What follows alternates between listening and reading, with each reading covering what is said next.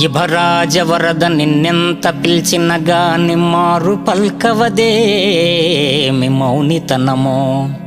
మునిజనార్చిత నిన్ను మ్రొక్కి వేడిన గాని కనుల చూడవదేమి గడుసుతనమో.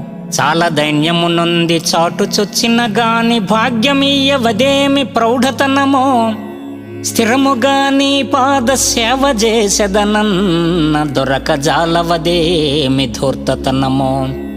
మోక్షదాయక ఇటువంటి మూర్ఖజనుని కష్టపెట్టిన నీకేమి కడుపు నిండు.